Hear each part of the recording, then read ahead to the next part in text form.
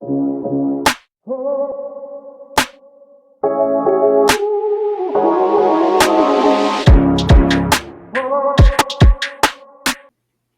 everyone, it's Jackson again from the Popcorn Review Podcast, and today we're going to be talking about AEW Dynamite um, on April 2nd, episode 8 of my podcast. So thanks for watching to start off. Um, this week's episode actually started off with like a mixed tag team or mixed tornado tag team, if they called it. You had the Death Riders with John Moxley, Marina Shafir versus Swerve Strickland, and Willow Nightingale. Um, Pretty decent match. They were kind of all over the place, to be honest with you.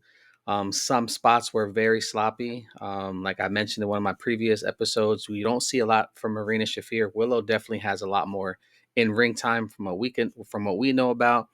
Um, a lot of the spots they had, Marina Shafir went to power bomb Willow there off the apron onto a table and almost couldn't pick her up. Willow kind of like jumped up for her and threw herself back. To be honest with you, almost missed the table completely. I think it caught her just about the back of the shoulders, and that's how she fell. Um, so again, pretty sloppy. Marina kind of looked like she was trying to remember the choreograph match that they had, but kind of and sometimes was just standing still during the match. Again, she doesn't wrestle a lot. We kind of see her as a stoic bodyguard for Moxley. So hope she gets more in ring time.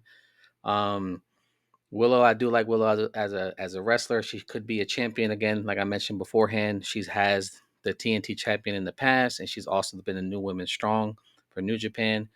So definitely see Willow being a champion in the future. Uh, this one you kind of saw a little bit of Moxley was okay with beating down on Willow, and Swerve kind of like hesitated. There was a time that I think Moxley moved out of the way, and then Swerve kind of took her out. Or she no, actually she took the bullet for Moxley. She pushed Moxley out of the way and then Swerve hit her. So she actually was still protecting her guy. There was a couple, I guess, like camera angles as well. You didn't get a good view of the match. Again, this match was all over the place. They had a couple tables out. I think one time Willow actually power bombed Moxley outside, but we only caught the replay of it. We actually didn't catch it live because the camera was focused on Swerve and I think Shafir in the ring at some point. So we did miss that. Willow at one point actually did like I guess, a triple power bomb. Marina Shafir and Moxley went to go like suplex Swerve into the ring. Willow came in, power bombed all of them, even though she kind of took out her own guy. Um, in all, okay match. Again, Marina Shafir, I feel like she needs more ring time. The other three, especially Moxie, been wrestling for years. Swerve's been wrestling for years. Willow has been wrestling for the past few years that we know about.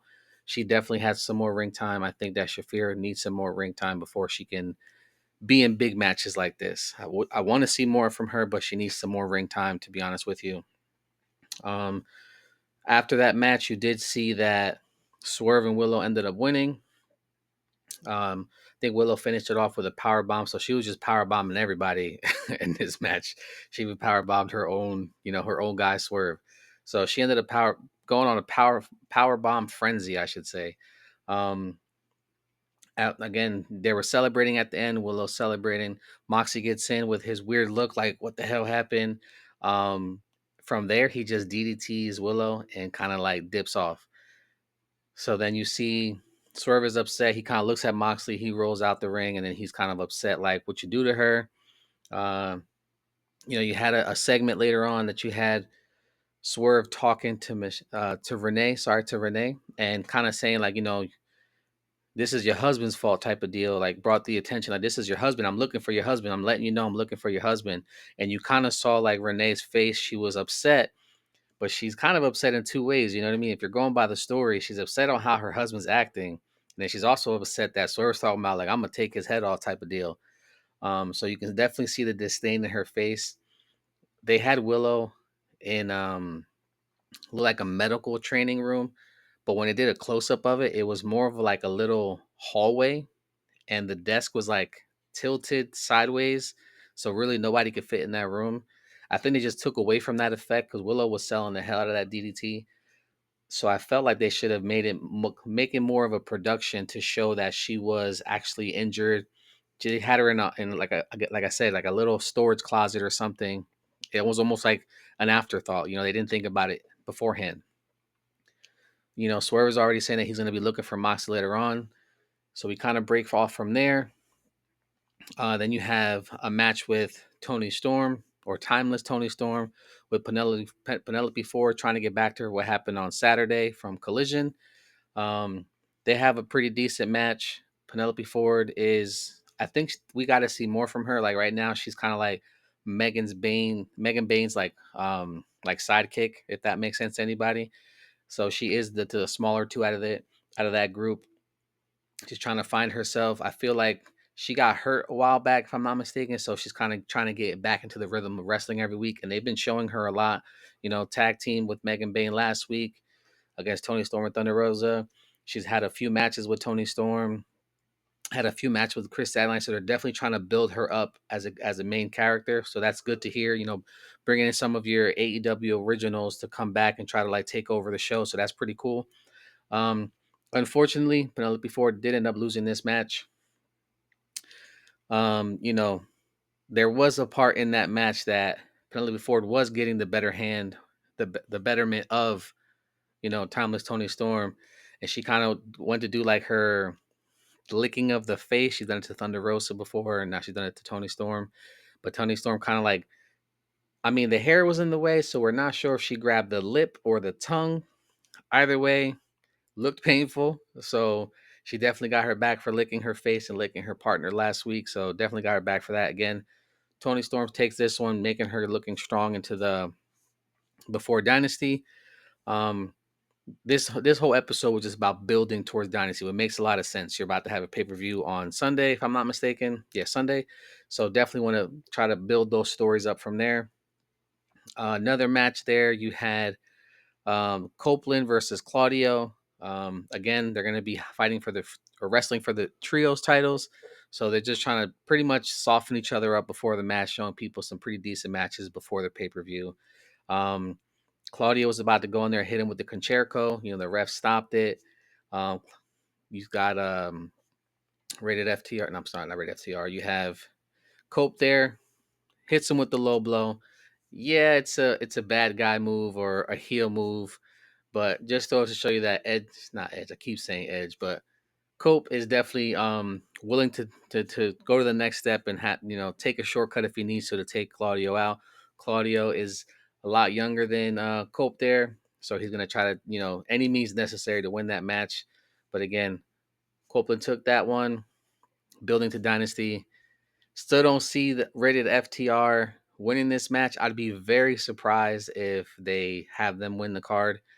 I already see that group losing the AEW World Championship, so I'd be really shocked they made that entire group lose all their titles. But we'll see how the story plays out. Um, you had Will Ospreay with Kevin Knight, who's new. Looks like he took the spot of Jay White because apparently the Death Riders took Jay White out. So Jay White's not going to be in this upcoming, what is it, Owen Hart tournament. So that kind of sucks. I think Jay White needs to be pushed a little bit. Let him win something. There's so many titles in AEW. Like, let the man go after one. You didn't bring him here just to be a sidekick somewhere. Um, but again, then you had them. You had Will Ospreay, Kevin Knight versus Blake Christian and Lee Johnson. Okay, match. This was more of again just trying to show some new guys. Blake Christian was there last week. Lee Johnson was by his side. This week, Lee Johnson got to wrestle with Blake Christian versus again Will Ospreay and Kevin Knight. Then when that match is over, those two guys won it. Then out of nowhere, they announce on Dynasty that they're going to be in the Owen Hart tournament, and they're facing each other. So they kind of went from being like friends to foes within a blink of an eye. You even saw Will Ospreay like joking, like, "Hey man, let's go get a drink," and then all of a sudden they announce it on the screen, and then he's like, "Hold on, man, there's business now. It's business type of deal." So that was kind of nice to see, building some new characters. So that's still good. A lot of people say AEW doesn't or hasn't built new characters in a while. So it's nice that they're trying to use some old ones that they haven't used in a while. And they just brought 3 in that I wasn't aware of. So I'm sure other people don't know who these individuals are either. You saw Brody King versus Lance Archer. I just mentioned last week on my AEW episode that Brody King, if he keeps taking L's, you can't take this guy seriously. You want this guy just be like a dominant force, but if he keeps taking L's, who's going to take him serious? Um, he did end up winning that, even though Don Callis tried to get his tan bald head in there. He tried to grab his foot, like typical heel faction, just try to grab his foot, cause a distraction. Again, Brody King, big ass guy versus Lance Archer, big ass guy. Still different body types.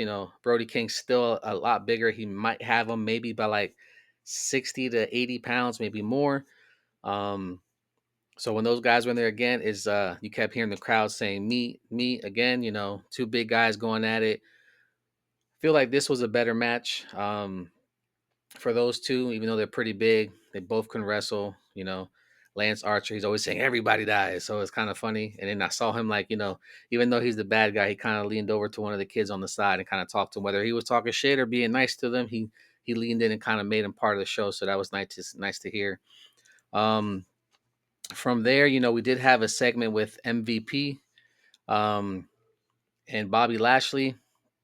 They were chilling in the ring. Sheldon Benjamin, apparently, the commentator said that he got stuck in the snowstorm or couldn't make it because of the snowstorm, apparently. So he wasn't there tonight.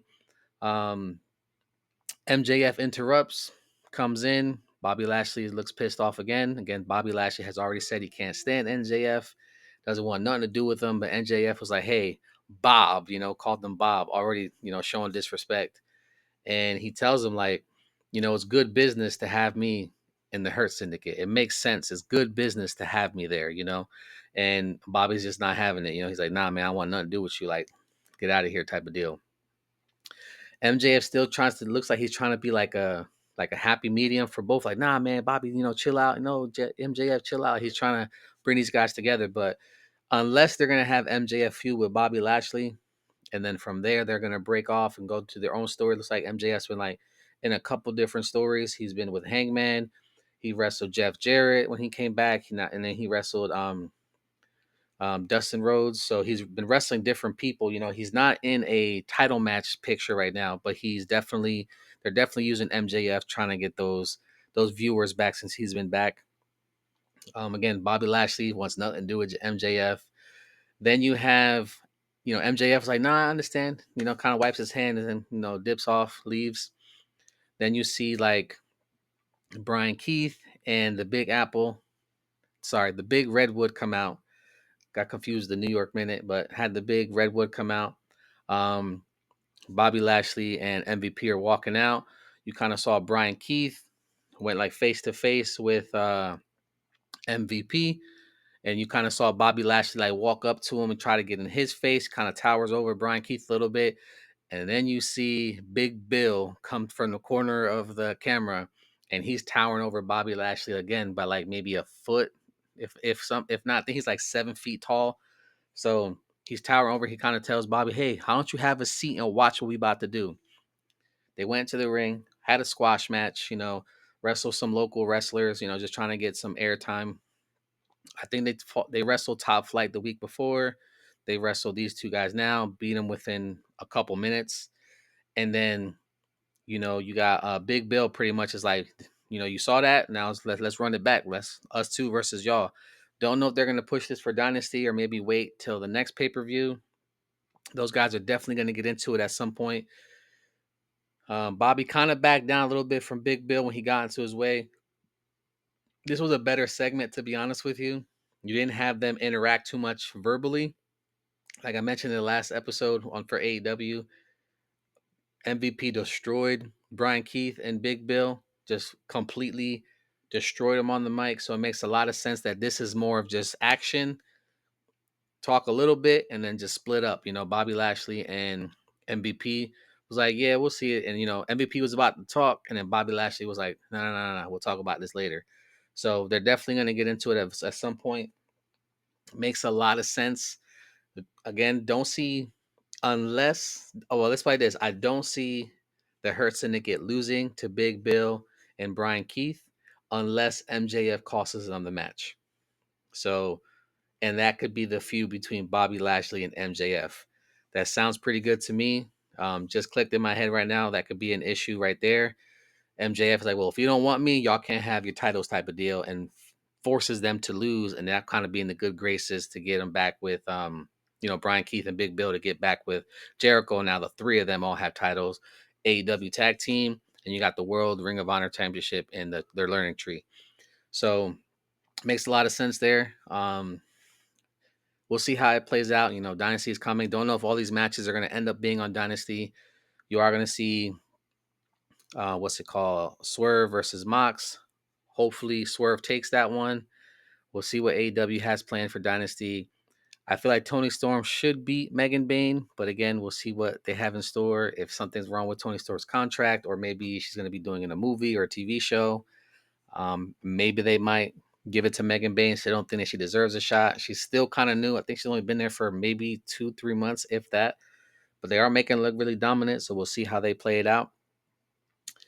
Death Riders versus Rated FTR as well. I think there's a couple matches I'm forgetting, but those are the ones that are popping into my head. So decent episode for AEW, building towards Dynasty. There was actually one thing that I wanted to mention before I let you guys go. Swerve was saying he was looking for Mox. He started searching around after the match with Claudio and Cope. So started searching around for him. They kind of Swerve was walking down the hallway. You see Hangman Adam Page come out, and they're talking shit to each other. They're cursing at each other. He was like, I told you. And, Hangman goes, I told you I was never going to let you win that championship again. He goes, man, you don't deserve it. You're a bad person. He goes, he told him, he was like, you burned my house down. He was like, yeah, you broke into my house. He was like, you're like a shitty person. He goes, I know. Kind of acknowledged the fact, and you kind of saw Page kind of like step back, like, oh shit, he took ownership of his mistakes, kind of showed that Swerve is also changing. Even though he's saying he's the most dangerous man in AEW, he knows what mistakes he made before, and he's trying to own up to them. So that was kind of nice to see. Maybe we won't see them against each other at if Swerve wins, we won't see them against each other at All In. I did say it makes sense to have a cowboy wrestle Swerve because Page is a Swerve. I mean, Page is a cowboy. So that kind of changed my idea there, but it could still be that Hangman still don't want him to win the title, goes after him or tries to get the title off of him. After that, security kind of came in. They kind of, once he said, I know that's my fault, I'm sorry, they kind of broke up. Hangman goes one way, Swerve walks more towards, I guess, the ring area. And right there, when he turns the corner, boom, he gets attacked by the entire team of the Death Riders. They start beating him down. Looks like they pushed him into a hallway or into a closet where there was like a pane of glass.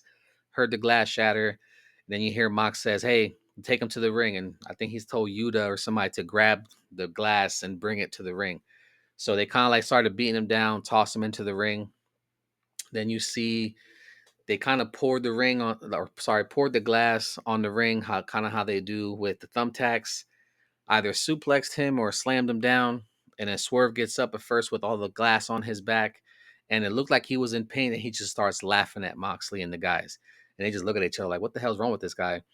And pretty much telling Mox, like, you're going to have to do a lot better than that to take me down. And pretty much I'm coming for your ass type of deal. Definitely see it being a good match between those two. Don't know if they're going to give them, the main event or Megan Bayne and Tony Storm. Again, Tony Storm with Megan Bayne is the bigger story there. But at the same time, this is going to be a big match too. Of course, they're going to be a lot of interference with the Death Riders unless they ban them from ringside. Um, maybe we'll see the American Dragon again show up. Maybe Swerve can't pull it off, and the American Dragon is the one that takes it. A lot of different scenarios that we can play out here. Don't know where AEW's head is. Again, I hope we have a good pay-per-view. AEW usually puts good pay-per-views. Everyone I've seen has been pretty good. Hopefully they keep building to the future. And again, guys, this is your boy Jax from the Popcorn Review Podcast. Have a great one.